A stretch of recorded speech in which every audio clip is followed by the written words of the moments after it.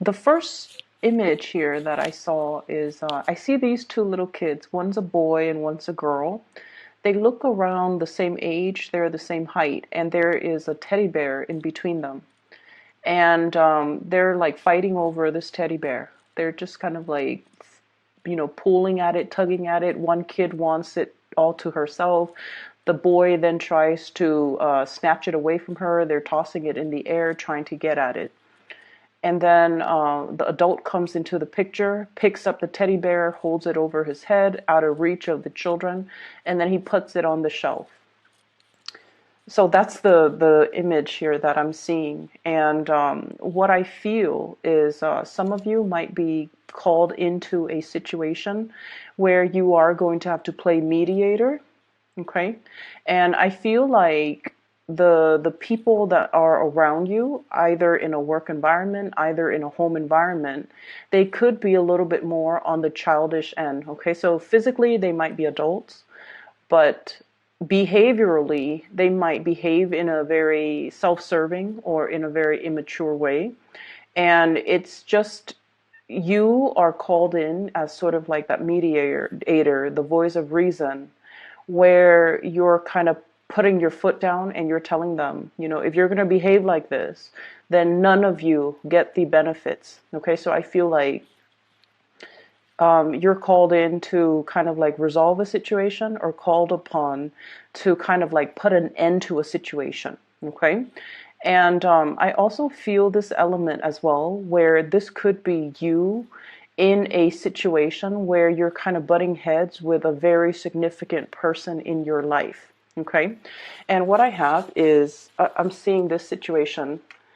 This is you where you are not really budging from your standpoint. Okay. It's sort of like you are dealing with somebody who might exhibit this energy, or this is the energy that you exude, where both parties are very, very, very stubborn, and both parties are just keeping their cards close to their chest, not revealing themselves, and not wanting to kind of compromise.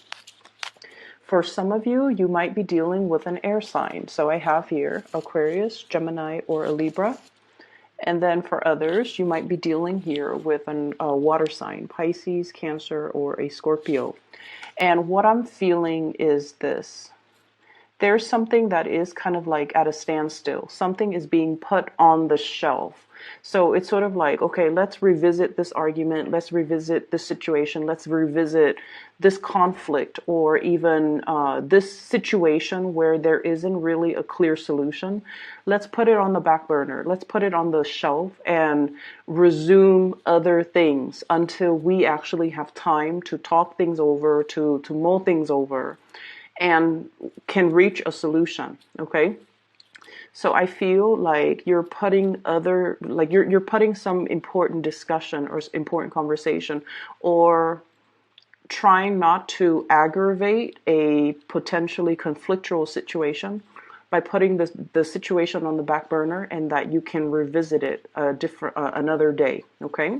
For those of you who are dealing with an air sign, an Aquarius, a Gemini, or a Libra, I feel like you want forward movement with this person. I have here the Chariot. Some of you might be wanting to come visit this person. For some of you, this person might be wanting you to come visit them, or might be wanting to come visit you. And I almost feel this situation where I'm sensing that there is a lack of trust, or a lack of the ability to know where the other person's coming from.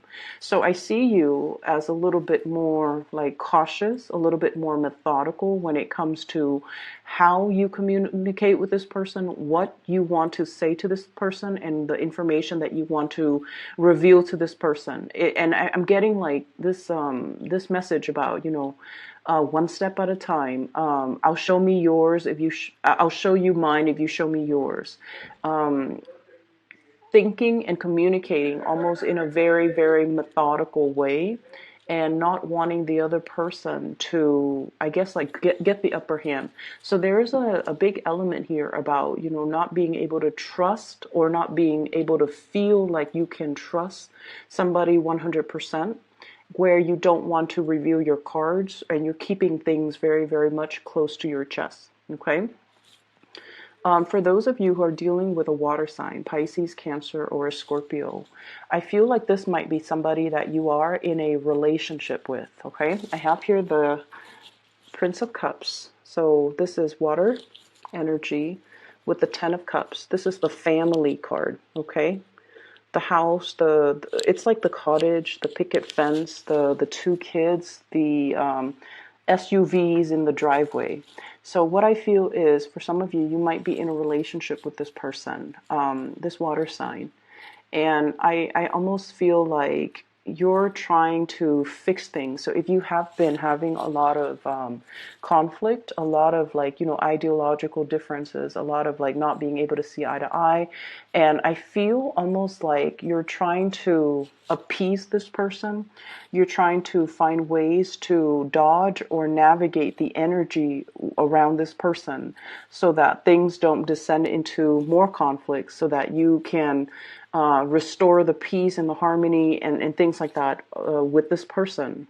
I almost feel for some of you, there's almost a situation where it's like a long-standing relationship that has been kind of like, how you've been with somebody for too long, and you're too comfortable with one another, and the relationship has gone a little bit stale, and you don't even know, and you're questioning possibly the direction of the relationship. Are we still headed in the same direction? Are we still moving in the same direction? Are we still wanting to stay together? And I see like you're doing some serious reassessment as to the viability of the relationship moving forward. Okay. I'm also feeling as well, this is a person that requires a little bit more from you. They require you to open yourself up a little bit more emotionally to them. They're feeling possibly like they have been Ten of Wands. They feel like they're putting in a lot of time, resources, energy into this relationship, and they want you to chip in more. They want you to, help them out. They feel a little bit emotionally either isolated or alone, or they're giving so much of themselves physically and emotionally, and they want you to kind of like step up and meet them halfway. And I just feel like at this point, you're assessing the situation, and you're also wondering, like, am I able to give any more of myself? Do I still want to be in this relationship, or do I still want to be in this situation? And is it possible for me to step in? So aside from that being a love romantic partner, I feel like this is also somebody that you are sharing responsibilities with in the work sector. Okay, so it could be a teammate, it could be a colleague, it could be somebody that you are starting up some type of project together. And I feel like there has been a lot of stalled and delayed plans, because I'm feeling as well that there needs to be a little bit of a compromise between creative differences. Okay, so there's a lot of work that needs to be done, but if two people are not able to agree on a course of action on how to move things ahead, then I feel like it's really, really hard to get everything done, because it's like, it's not a one man's job. Everyone needs to be on board. Everyone needs to contribute. Everyone needs to have like a common goal, a common purpose, and a common vision in order to move things along. And I just feel like there's something here that is indicating, there's a lot of compromise. There's a lot of like delegating responsibility and relinquishing control that needs to happen, as well as trying your best to try to appease the other person. Okay, so don't be too fixed in your own personal agenda. I feel like the time to compromise is now. The time to get things done and, move things along, and especially trust that the other person or the other people that you're dealing with know what they're doing, and that they are competent and self-sufficient enough that you don't have to, that you can trust that they will get there. They will contribute, and they will, get their fair share of the work done. So learning to delegate, learning to contribute, and learning especially to compromise as to the vision of the project that you're trying to bring into the fold. There is as well, I feel like I see people coming to you and they're asking you for things, like they're not physical things. They're asking you, how would you do this? How would you solve this? How would you resolve this issue? Is it A or B? And I see you having to do a lot of like research, digging into a situation, unearthing some information, unearthing something a little bit further, possibly reverting to or like perusing scholarly journals, large volumes of database. I see you holding a lot of physical documents, okay, like paper documents, files, data, even data on the computer, numbers and data, and just large quantities of information that you kind of have to sift through in order to be able to come up with a resolution, in order to be able to understand the ins and outs as to how something works so that you can relay that information to the person that is asking you about this specific topic. So I feel like somebody is deferring to your judgment, and I feel somebody is telling you and asking you as well, like, they see you as someone who might be an expert in the field, whether or not that is true. I feel some of you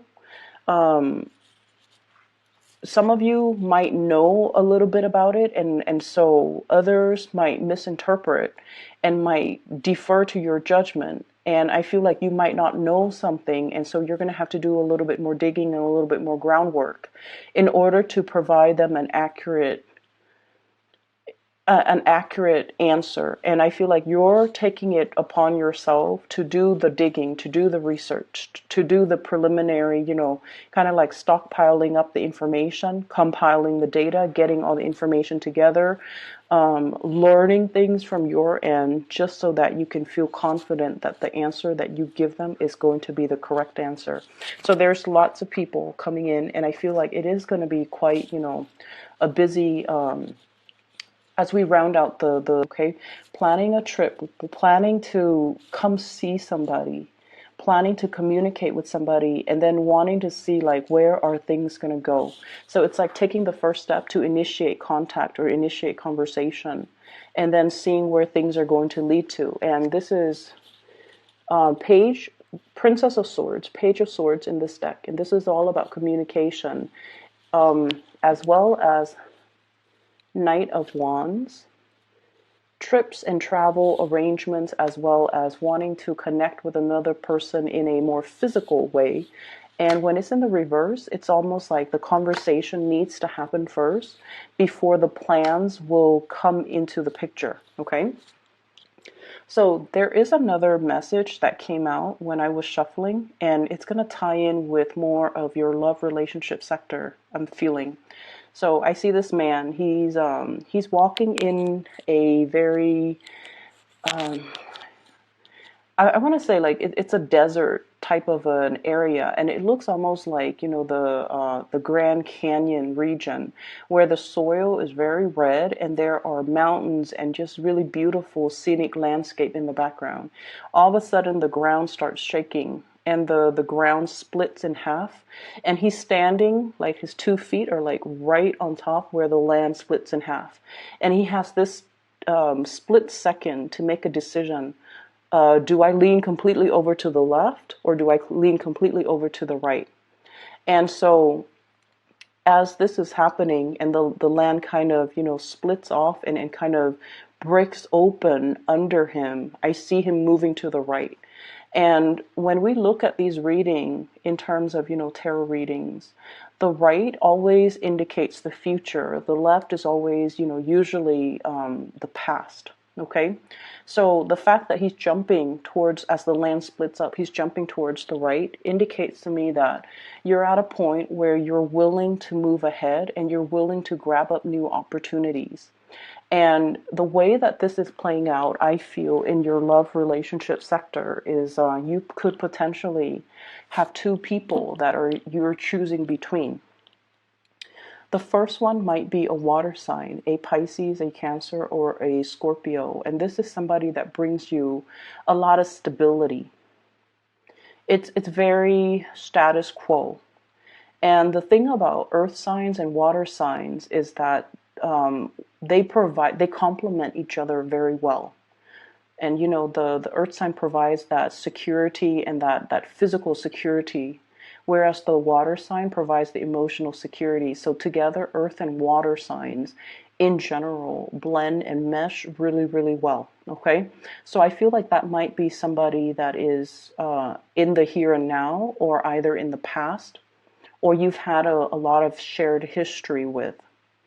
And there's some major shakeup that's coming into the picture where you are trying to figure out, is this connection still worthwhile? Is something that I should move forward with?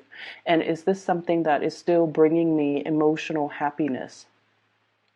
And then on the other hand, we have a new person that you might have as well have known for a while too. So we have here the Page of Swords as well as the Queen of Swords. And both of these indicate this is somebody that you are still communicating very heavily with, okay? Air sign, air energy, Aquarius, Gemini, or Libra. This is someone, needless to say, air signs. They're very, very, very intelligent. They're witty, they're funny, they're crafty, they're very creative. You can have a multitude, multiple conversations with this person. They are intellectually stimulating to be around. They're interesting to talk to. But the connection, it doesn't really get very, very deep. And that's the nature between the interaction between you, an earth sign, and an air sign. With you and the water sign, the communication and the conversations and the topics can get very, very deep and can feel very emotionally embedded. Whereas with the air sign, conversations tend to be a little bit more on the superficial end. And until you learn to put your guard down, until you learn to, okay, let's not keep scores, let's not be petty, let me be a little bit more open-hearted and open-armed when I am interacting with this person. Until you learn to do that, air signs don't really open up until they feel secure and until they feel safe. So between you and between the interaction between you and this air sign, I feel almost like there might have been some type of a stop go, like green light, red light. There might be a lot of things swirling in your environment, in their environment as well, that is hindering your ability to connect with each other. So for example, you might catch each other at inopportune moments. Okay, you're busy, they're busy. When you're not busy, you come to them, they're busy. When they're not busy and they come to you, you're busy. So it seems like energetically, it's like I see almost like two polar opposites, like magnets, the poles of the magnets where they kind of repel each other. And then I feel like there aren't enough ideological differences either. So when the two of you talk, you dwell a little bit too much on the differences, and because of that, the communication it's a little bit kind of like blocked. And as a result of it, you can't really have these deep-rooted emotional conversations with one another. And then I also feel like because of that, you're kind of torn between two things. Which one should I, jump towards? Okay? So when I feel like this reading is all about boiling down to the fundamentals, okay? Boiling down to like the essence of things.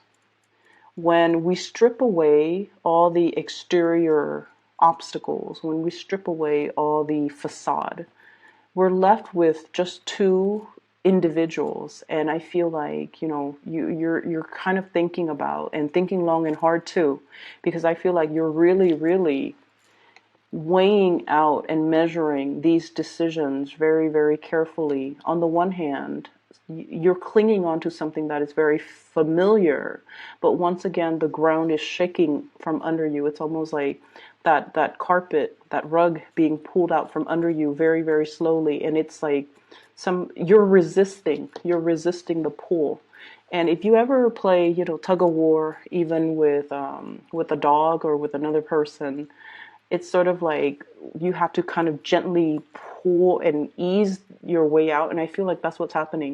It's like you're hanging on so tightly that the other person, or, the universe even, has to kind of like readjust the rug and then kind of like gently pivot it in order to move it away from you. And then when that happens, it's just a matter of, which direction are you going to go? And what I'm seeing here is I'm seeing many of you are doing, this is the Magician. I'm seeing many of you are doing research into a specific thing, and you're keeping things very, very under wraps, very hush hush. And what I saw when I saw this card is I'm thinking about like somebody who could potentially be thinking about separation, about divorce, about like child custody, studying up on the rules and regulations and laws, about like, okay, if I were to divorce, how much is my the person I'm with going to get? How much do I have to pay in alimony? How much do I have to pay in child support? Or likewise, if I were to get a divorce, how much does the other person need to pay me every month?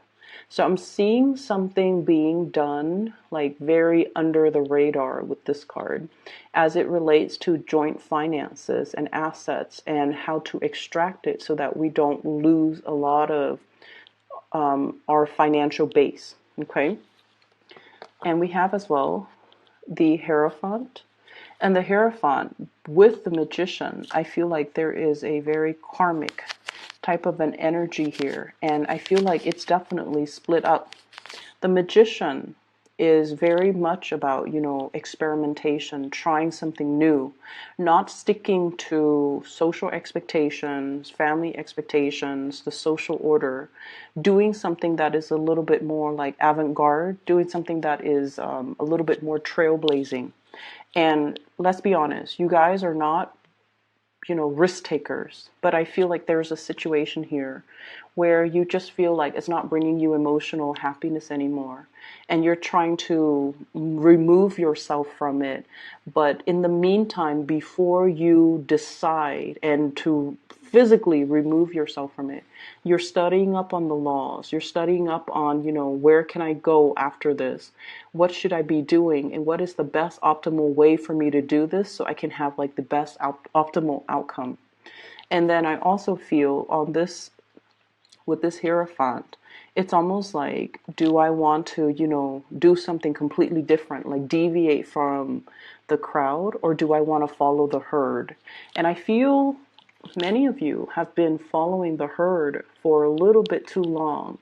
And now you're at a point where you're strategically thinking as well, what's the next step for me? What can I do to invite a little bit more fun, spontaneity, as well as living my life more so for me rather than appeasing other people? And this is an energy that I felt have been coming in for you guys for a while.